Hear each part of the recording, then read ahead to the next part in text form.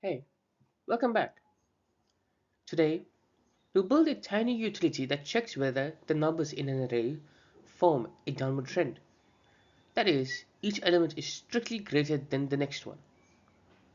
Now, this kind of check is common when you want to validate sorted input, detect decreasing signals, or enforce monotony in an algorithm. We'll add a little input validation so the function is safe to use in real code and show a short and easy to read implementation. Let's jump in.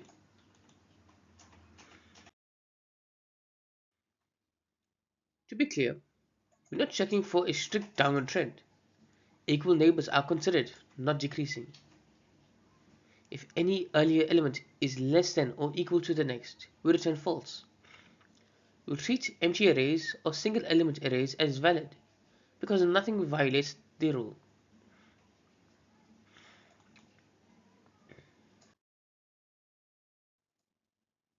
This implementation includes defensive checks, where we make sure input is an array and that every item is a finite number. After that, the main logic is a simple loop comparing each element to the next. If any comparison fails, we immediately return false. If the loop finishes, the array is strictly decreasing and we return true. It is readable, fast, and safe. Let's walk through how it works. First, guard clauses keep mistakes from silently passing through. The heart of the function is a single pass over the array. That gives big O(n) time and big O(1) extra space. We use an early return strategy, so we bail as soon as we find a non-decreasing adjacent pair. Efficient for long arrays that fail easily.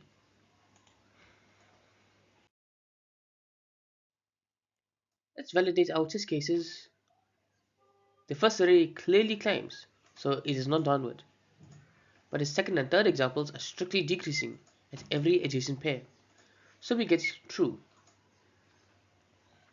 This table is helpful to include on screen during the explanation so viewers can quickly map the logic to concrete examples.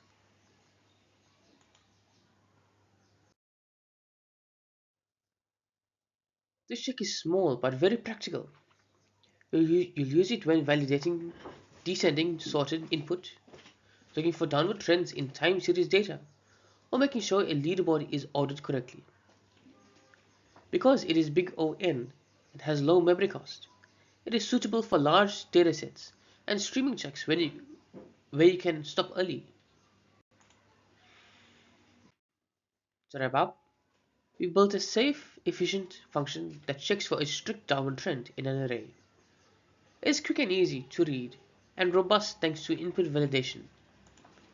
If you want a version that treats equal neighbors as allowed, where non-increasing rather than strictly decreasing, I can show that variant too. Thanks for watching. See you in the next tutorial. Thank you for watching. If you enjoyed this video, please make sure to like, share, subscribe for more JavaScript tutorials. I'll see you in the next one.